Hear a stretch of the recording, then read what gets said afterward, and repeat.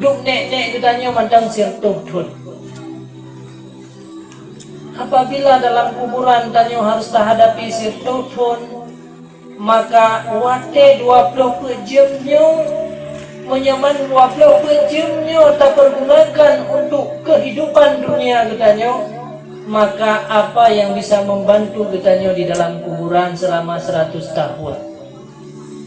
Ini harus yang katanya bayangkan. Uronyo tanya manu-manu sibuk dengan kebutuhan jasmani tanya.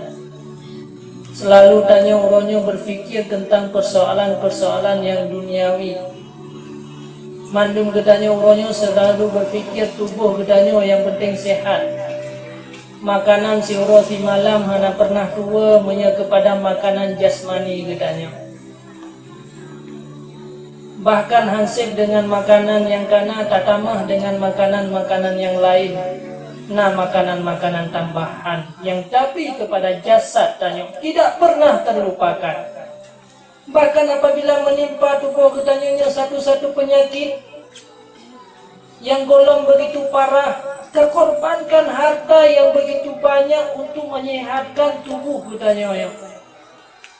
Padahal ada harta yang harus ditanya korbankan untuk kebutuhan rohaniah yang uronyo tanya tinggalkan dan tanya sia-siakan.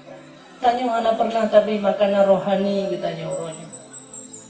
Waktu yang diberikan oleh Allah sebagai titipan rahmat daripada Allah, uronyo waktunya berjalan dengan sendirinya tanpa pernah ditanya berikan waktunya kepada kebutuhan rohaniah ditanya.